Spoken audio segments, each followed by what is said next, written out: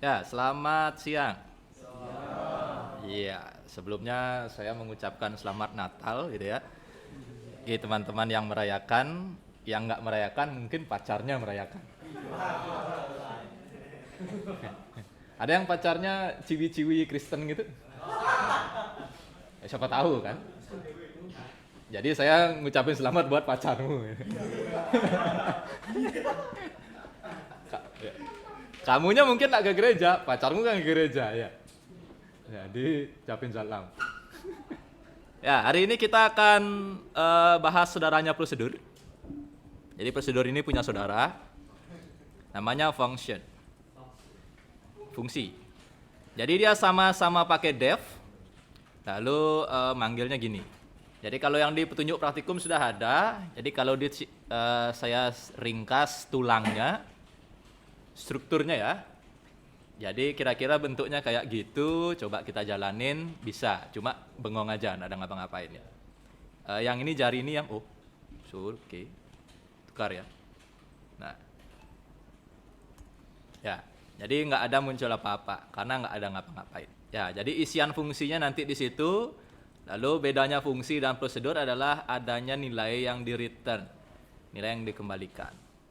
Ya, bagian ini membedakan dengan prosedur. Ya, jadi bagian yang ini yang membedakan dia dengan prosedur. Ya, kalau prosedur kemarin, ya, def, nama prosedur, ya sudah, habis itu dipanggil, pemanggilannya tidak seperti ini. Lalu, mana manggil prosedur kemarin?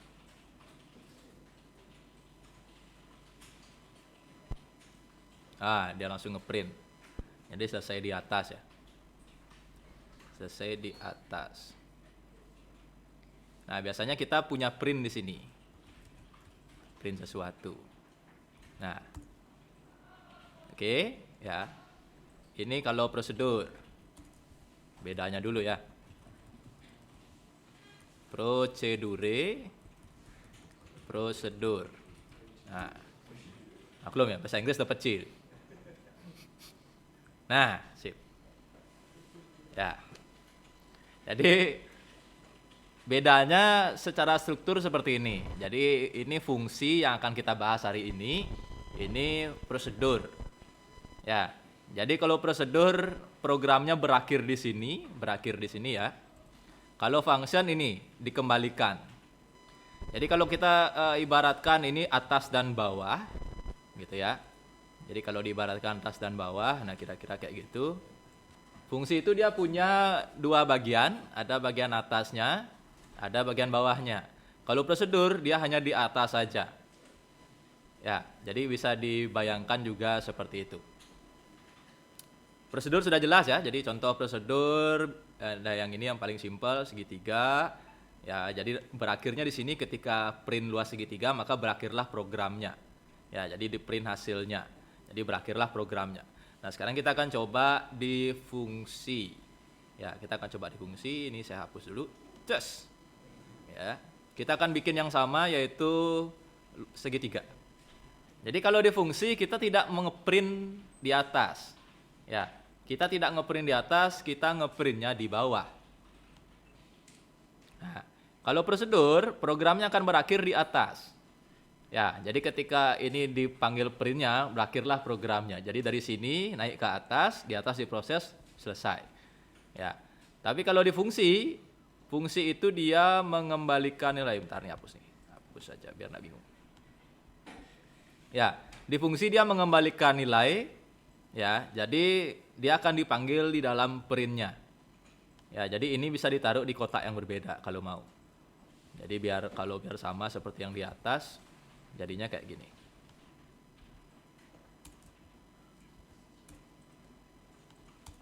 Ini panggil, habis itu panggil yang ini. Ya. Jadi atas bawahnya beda. Ini atas bawahnya prosedur. Ya, ini atas bawahnya prosedur, ini atas bawahnya fungsi. Ya, di fungsi itu ada return, Ya, returnnya adalah tujuannya untuk mengembalikan nilai. Jadi kalau sampai sini nilainya mau kita olah lagi bisa. Kalau di prosedur dia harus berakhir semuanya diolah di dalam sini. Ya, jadi nggak dibawa turun lagi. Kalau ini dia bawa turun lagi. Ya, jadi kalau di Python bedanya kayak gimana memang nggak terlalu kelihatan. Ya, kamu akan lebih mendalami ini di mata kuliah berikutnya. Jadi yang bedanya yang benar-benar kelihatan bedanya apa nanti di mata kuliah berikutnya. Ya, ini hanya pengantar. Makanya dia ditaruh di akhir. Ya, jadi kamu akan lewat jembatan setelah ini nyebrang ke mata kuliah berikutnya.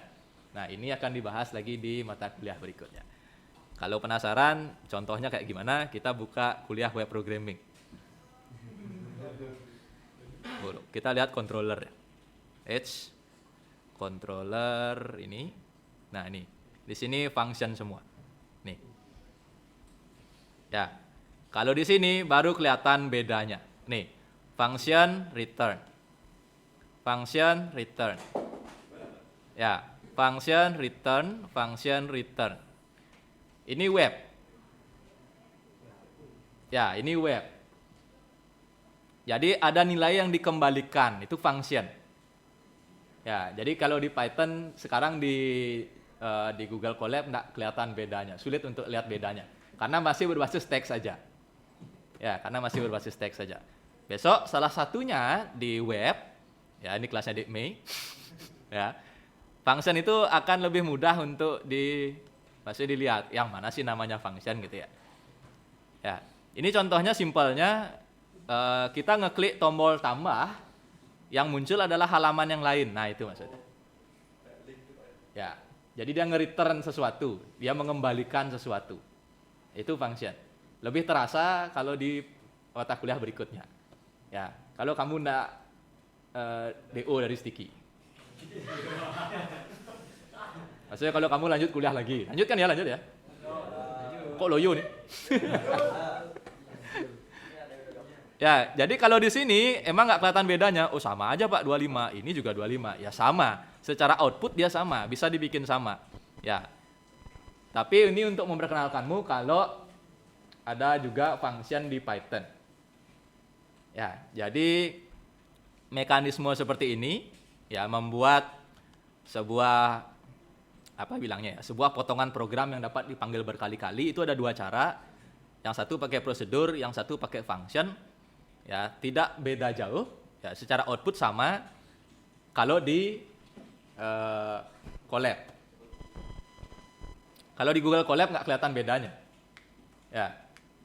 Jadi buat yang nanya, Pak, apa sih bedanya? Ya, kalau di sini nggak bisa dilihat. Ya. Pertanyaan itu akan dijawab semester berikutnya. Ya. Dan belum tentu saya yang jawab. Jadi kalau bertanya, keep dulu pertanyaannya. Dia akan muncul lagi nanti di mata kuliah berikutnya. Ya, saya berikan tadi contoh jenengnya ini di web.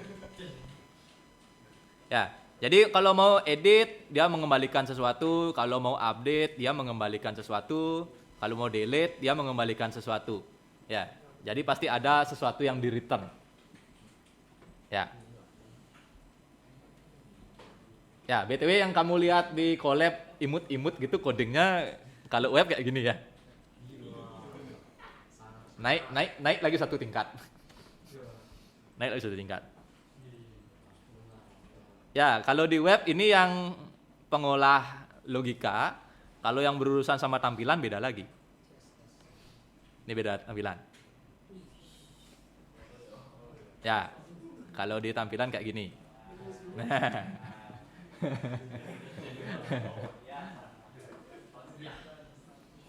Jadi kalau kamu sekarang belajarnya satu bahasa pemrograman Python pakai IDE namanya Google Colab.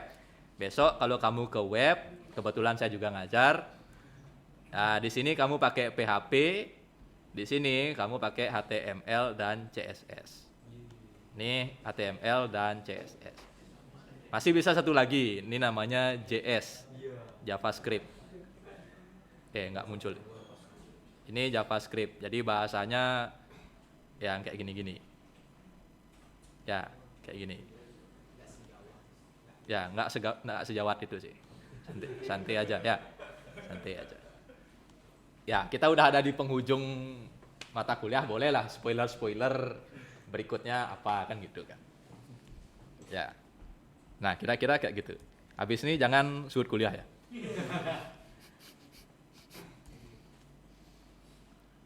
Nah, untuk awal function ada yang ditanyakan kira-kira? Adam-adam aja? Ikut-ngikut aja ya.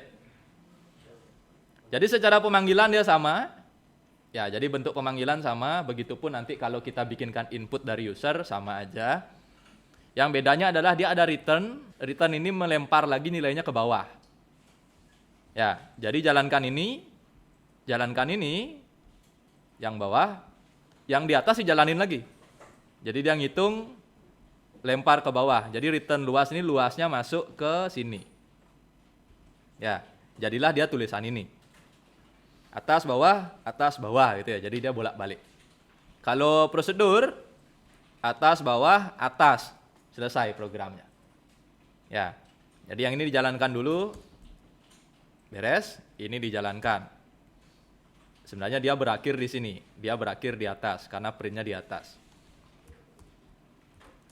Nah, dia berakhir ketika printnya udah muncul yang ini. Berarti dia berakhirnya di sini. Kalau function, dia berakhirnya di bawah. Di sini di printnya. Di atasnya nggak ada print, atasnya hanya melempar nilainya aja. Ya, jadi function itu kalau diibaratkan sebuah mesin, habis dia kerja dilempar lagi nilainya. Kalau prosedurnya kerja, dia juga yang nyetak. Dia juga yang nyetak, nggak ngelempar. Kalau function dia kerja, dia nyetak, dia dilempar. Kayak gitu kira-kira. Ya, ngomong gitu aja udah 30 menit. Belum juga ngapa-ngapain ya. Kira-kira kayak gitu. Ada yang ditanyakan? Pak, kalau saya pindah kuliah, Istiqom menerima saya enggak?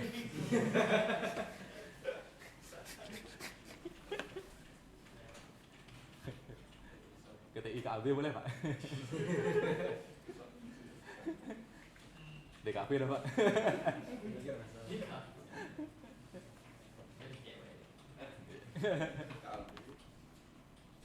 DKP lah Pak dia. Ya, kira-kira kayak gitu.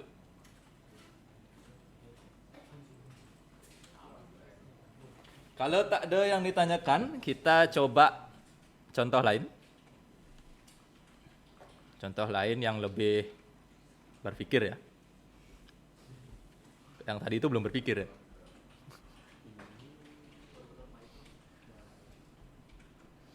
Oh, langsung tugas praktikum dong. Kita coba yang lambda. MyList lambda. Oh, bentuk gini ya. Belum. Jangan ke lambda dulu. Ini udah. Ini juga udah ya, sama aja ya. Persegi, volume luas, segitiga, sama aja ya. Oke, kita coba bentuknya yang lain. Ada yang namanya lambda. Lambda ini biasanya kita kerjanya bareng sama list. Ya, masih ingat dengan list ya? List. Nggak boleh nulis kayak gitu. Nama list. Kita bikinnya kayak gini. Ya, 1, 2, 3, 4, 5, 6. Coba jalanin. Bisa. Ya, lalu kita kenalan sama yang namanya lambda. Kuadrat list map. Saya ambil ini aja ya.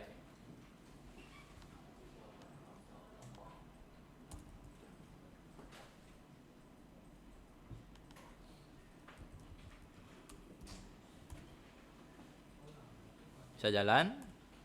Print kuadrat.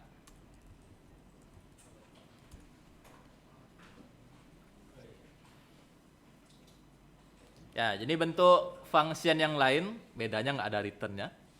Ya, tapi dia sama-sama mengembalikan nilai, habis kerja ada nilainya gitu ya. Habis kerja ada nilainya, kita panggil. Ya, ini simpelnya adalah bisa naruh rumus di sini. Ini rumusnya, X kali X. Jadi dia akan mengalihkan semua di dalamnya. Jadi kalau ini ganti tambah, ya udah dijumlahin sama dia. 1 tambah 1, 2 tambah 2, 3 tambah 3, 4 tambah 4, dan seterusnya sampai 6 tambah 6. Ini tambah.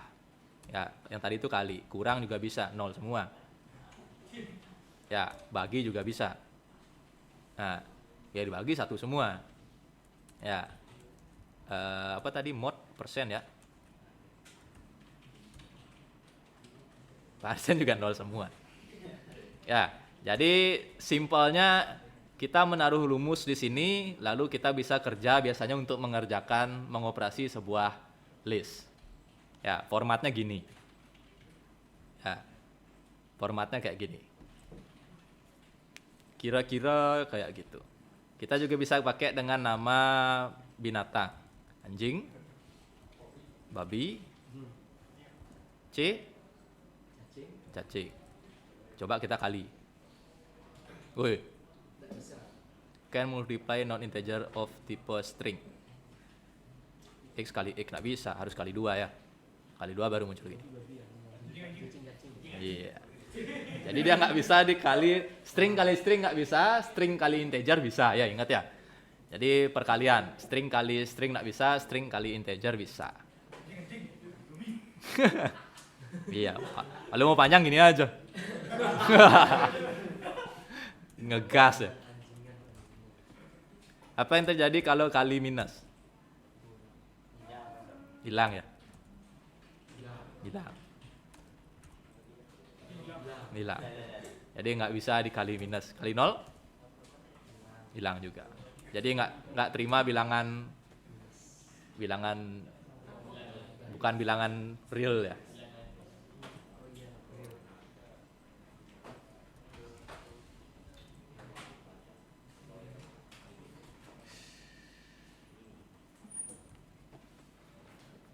Ya, jadi function ada yang bentuk konvensional, yang bentuk bentuk normalnya, yang ini yang ada lagi satu namanya lambda.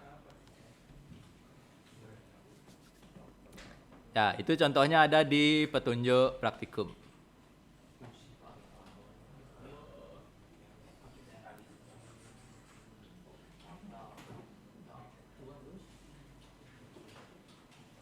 Variabel rekursif untuk faktorial. Oke, berikutnya saya jelasin ini yang faktorial bagus ya. Loh kok ketawa? Ini yang udah kenal dengan faktorial ketawa-ketawa ya. Yes. Nah, kita akan coba membaca ini. Kira-kira ini ngapain gitu ya? Jalanin dulu. Wes. Errornya nih, oh ini. Petik yang di PDF beda ya. Duh, kok ada? Oh, printnya di luar. Printnya di luar. Bukan ya? Coba kita lihat. For i in range. Oh, for-nya yang di luar ya. For-nya yang di luar. Nah, gitu.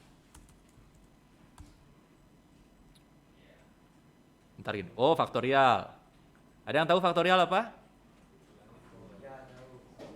Apa itu apa? Diganti kali turun 1. Contohnya. Contohnya 5 faktorial. Kali 4 kali 3. Wih, mantap. Ya. Guru matematika tidak menangis ya. Yang lain guru matematikanya nangis. Ya, kita punya cerita dari pelajaran matematika. 5 faktorial itu kata guru matematik adalah 5 kali 4 kali 3 kali 2 kali 1. Sama dengan banyak ya. Iya. Nggak salah. Karena bukan guru matematik, bebas saja. Nah, kalau di matematik kita ngitung ini. Kalau di matematik, ya. Kalau kuliah komputer, yang kita cari apa? Gimana cara bikin ini? Ya, bedanya di situ. Kalau kamu kemarin sekolah matematika, kamu mencari ini cepet-cepetan sama temennya, ditunjuk gitu ya. Nah, itu misalnya ada teman yang caper, saya apa gitu ya. Kayak gitu misalnya. Lalu misalnya guru nanya, ada yang bisa ditunjuk ada temannya nih, Bu gitu ya. Itu persoalan sekolah. persoalan kuliah, gimana bikin ini? Ya, persoalan kuliah adalah gimana bikin ini. Ya, ini kita breakdown dulu. Breakdown. Ini kita pecah dulu. Ya, 5 kali 4 akan menghasilkan sesuatu. Ya, saya bikin apa misalnya ya, A ya. Lalu bawahnya A akan dikali 3, dapat B. B akan dikali 2, dapatnya C. C kali 1, hasilnya D. Ada pola di sini. A, B, C, A, B, C. Lalu ini 4, 3, 2, 1. Kali. Ya. Kalau kita bicara sesuatu yang berulang berarti ada for. Ya. Lalu ada polanya seperti ini. Ini kita bisa bikin dengan yang namanya fungsi apa tadi namanya? Faktorial. Ya. Faktorial itu nama matematikanya ya. Nama matematikanya. Kalau di komputer itu namanya rekursif. Ya. Faktorial ini nama matematika ya. Ada lagi satu namanya rekursif. Rekursif itu apa? Dia memanggil dirinya sendiri. Ini nama fungsinya faktorial. Ya, di sini dia dipanggil lagi. Jadi kanibal nih. Ya, fungsinya memanggil dirinya sendiri.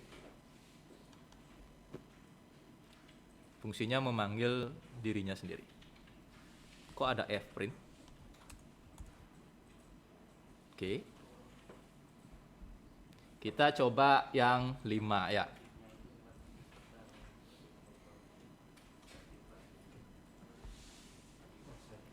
Oke, biar saya enggak pakai papan tulis, saya pakai ini.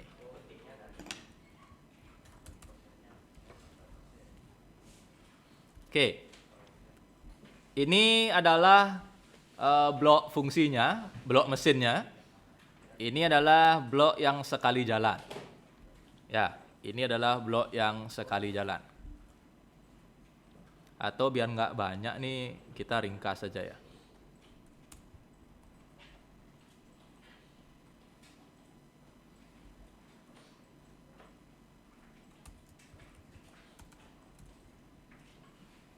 Biar nggak membingungkan, kita bikin gini aja. Loh, print faktorial 5. Hah? 2. Hush, Dek Mei jeli banget ya. Luar biasa ya. Curiga tuh matanya saringan.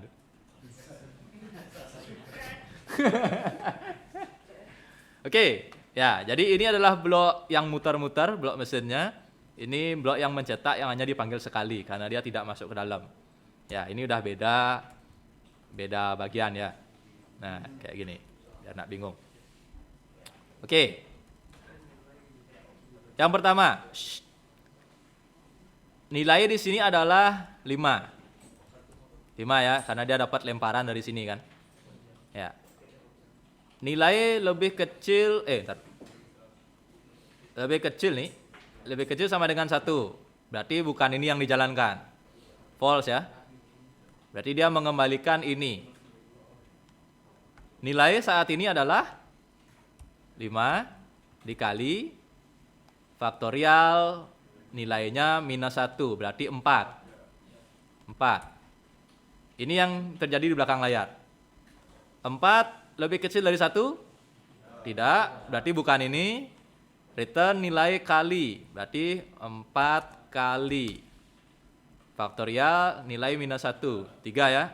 3 lebih kecil dari 1? Tidak, bukan ini. Yang di return adalah nilai kali. Berarti ada 3 kali. Faktorial nilai minus 1, 2. 2 lebih kecil dari 1? Tidak, bukan ini. Yang dikembalikan adalah 2 kali. 2 kali. Faktorial nilai minus 1 berarti adalah 1. 1 lebih kecil atau sama dengan 1? Return 1. Hitung hasilnya. Hasilnya 120. Nah, itu yang terjadi. Ya, jadi dia muter, muter, muter, muter kayak gitu. Ya. Jadi itu yang terjadi. Jadi ini programnya, ini yang terjadi di belakang layar. Jadi dia akan berjalan sepotong-sepotong.